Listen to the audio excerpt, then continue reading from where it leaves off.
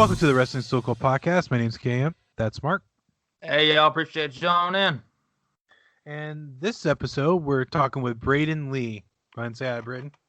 Hi, I'm Brayden. Sorry, great... I wish I had a more pizzazzy entrance. That's cool. You're all right. He's a great wrestler, y'all. Yeah. Trying to be, at least. Yeah.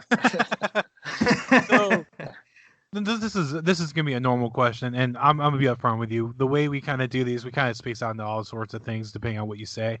Just how it goes. Yeah. Where were you trained? So I was trained in Shelbyville, Indiana. Basically, my story is that I wanted to be a wrestler. I was in college at the time, and I didn't really know a lot about I was a fan, but I didn't know a lot about the business side of it. So it was kind of hard for me to track down a good training school that wasn't if you typed in wrestling schools on Google, you would get Seth Rollins or the ROH dojo. And I wasn't really sure how willing I was to relocate at the time. Ultimately, right. I think if it came down to it, I probably would have. But I was really trying to find something a bit closer. And I ended up mentioning it to one of my coworkers at my job at the time. And he was like, you know what? I think I know a guy who does this.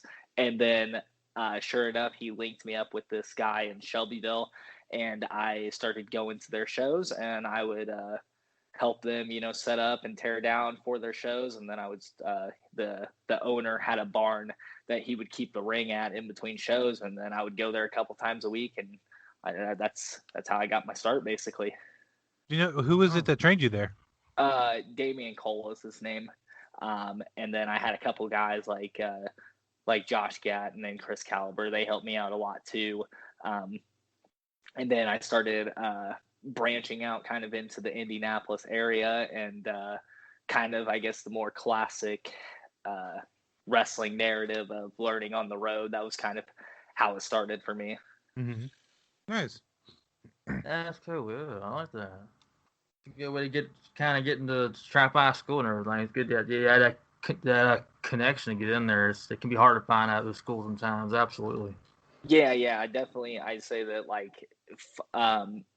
if you, maybe I'm wrong on this. I guess it's just my limited understanding of how wrestling is and stuff. It was basically just if I can't find it on Google, it just probably doesn't exist. And then now that you were saying, once you start making those connections, there were all kinds of avenues I could have gone to.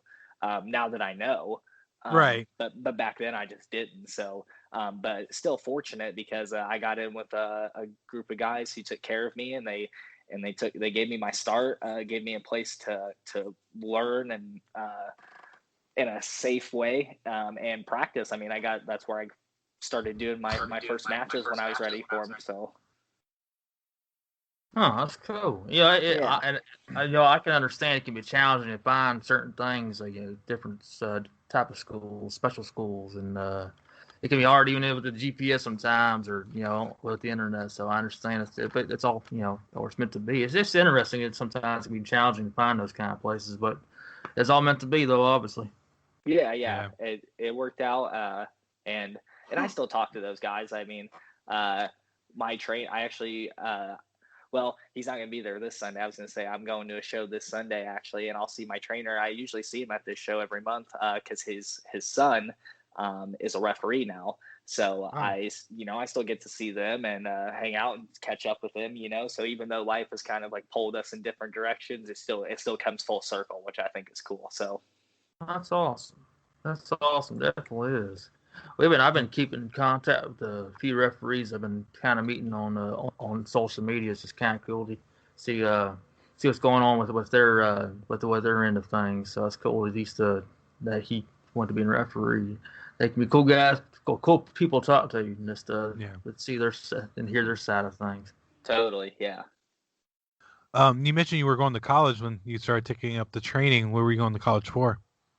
So I was a major in political science, which is just something that basically interested me. I started out as an exercise science major, kind of struggled with that a little bit. and then ended up making the switch to political science. And I went to the University of Indianapolis, which is in Indianapolis, away. But Right. so it was it's a small little school in Indianapolis, and I was going there. I'm trying to think. I can't remember how many credit hours I had my semester when I started training.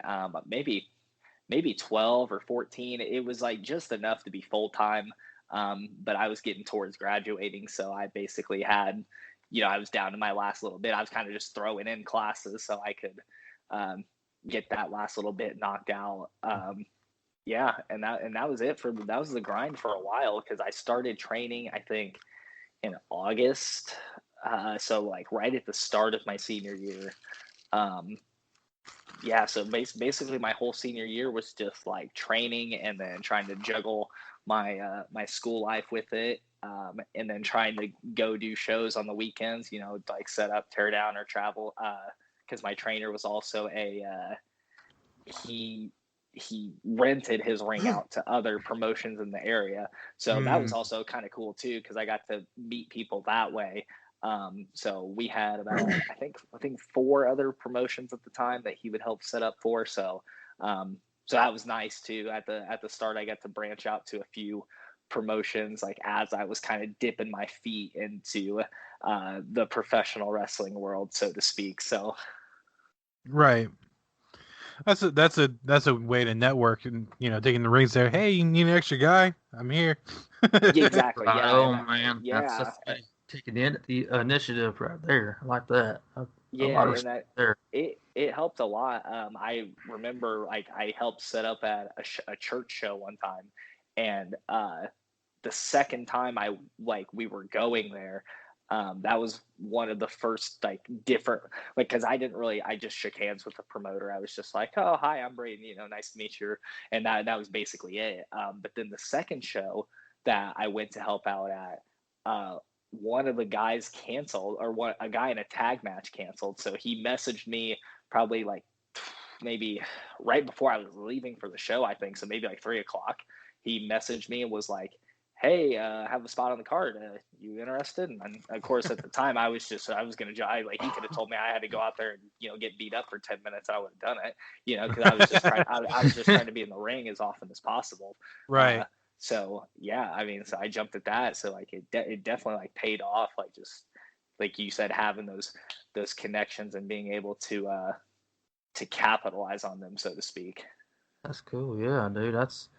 He'll say there's a wrestling show at a church. Yeah. That's cool. Yeah, that company. Yeah, I worked for them for a minute actually. And I think they, like, with COVID, a lot of companies took a break, but I think they're starting back up here, if I'm not mistaken. I think I was reading that, because I'm still friends with a couple people who work for that show, so I think that they're starting back up here soon. But yeah, it was a neat little show. That's cool. I saw this meme, this picture I seen on, I think it was Facebook, and it's kind of, the way they had it on there was kind of funny. They had this like a sign, it was like a homemade sign, and it said, I forgot a little bit now, but it had a wrestling direction, go this way, and it said somebody, gospel and wrestling this way. It was just a funny joke, and I have to send it to you once I can find it. It was just more of a joke, but it was, some people wouldn't gather that. I was like, what? Yeah. I'll have to find that picture for you. I thought it was kind of funny. Put it out to a few people. I just kind of laughed about it. But that's cool. At least you got your spot in there, and with the connections and all. That's cool. Can you imagine a hardcore match in a church? Well, so what's funny actually is, are you guys familiar with Shane Mercer at all? The name is super familiar. Yeah. So he's like just this big jack dude who does like crazy stuff on all the time. Like, he does like he calls it a moonsault and battery. It's like where he'll stand like on the turnbuckle holding somebody, and he'll do a moonsault while holding them. And it's like the most insane thing ever. He's just an unbelievable athlete. But his nickname is, he's the Iron Demon.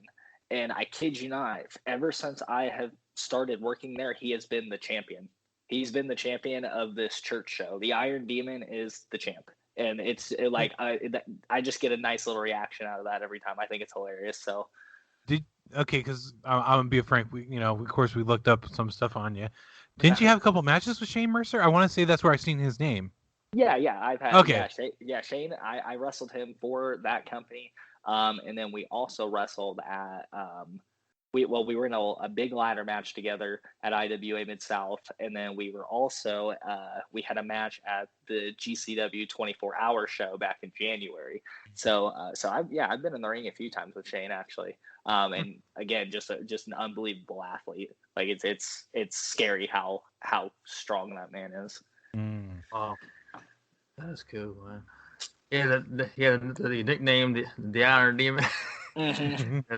That's cool. Yeah, That's we would laugh about that every show. It's like it's so weird that this is I'm talking full scale. Like this company, they come out, they do like like a testimonial, but also like a little bit of scripture reading. It's kind of like a little sermon. They do it like during intermission usually. Just spreading the word of God and stuff like that. If you're into that sort of thing, but it was just always funny that they were doing that kind of thing, and then Shane Mercer's their champion. It's kind of like if you're old school WWF. You're doing it in this church and everything, and the Undertaker is your champion, or Gangrel. Yeah, exactly. If Kane just came out and started like talking about hellfire and brimstone and causing pyro, and it was just funny. It was just like an oxymoron, I guess. It was just pretty hilarious. much. Yeah. That's funny. That's interesting. I don't hear about that every day. That's cool though. Yeah, that is interesting. Actually, I tell you, you said all that. Probably the interesting thing I seen doing a show one night, singing at this dive bar in Knoxville. So we were loading up. I think we just got done loading stuff up inside this dive bar. And my opener of the night and my lead guitarist were all hanging out this parking lot outside, about ready to get ourselves ready to go inside here soon. And I didn't notice this until the show opener had said it. And my lead guitarist, where he's standing there, that the dive bar was wall to wall. This is in like a plaza place, and the dive bar is wall to wall next door to this church. Oh man, they couldn't believe it. I was like, what? I just on Saturday night. So like you said on Saturday night, go ask for forgiveness on Sunday morning. Anyways, he said that just kind of I didn't think about it. That's cool. But it speaks to it. Like it speaks to just like how interesting things will work out. You're just like, these two things don't seem to go together, but then but there they are. So absolutely, that's funny. So I just thought about that myself. So what really got you wanted to be the whole getting inside the business and want to be a wrestler, and what was like if you're growing up and influence to do it? Yeah. So basically, well, where to begin? So like I typically cite like mid 2000s TNA as like a big influence for me, because that was really cool. the first like clips of wrestling I saw were like WCW and like WWF, because those were the most mainstream products. Right. So those were the wrestlers I was familiar with. And I had seen some shows and stuff, and I was very intrigued by it. But when I started watching TNA, that was when I was like, oh my gosh, this stuff's awesome. Because for me, I've always been fascinated with the athleticism of it. That's just something that really drew me into it, was like how spectacular these guys were. So when I went to and the styles were just very different. They still are today. Right. The style of TNA versus Impact now and WWE, like there's just a big style difference based on what they're trying to push in their product. And when I was watching TNA, I just couldn't believe how good the wrestling was, because it was just like a lot of action, which is like was very like big for me. So I was in Amazing Red actually.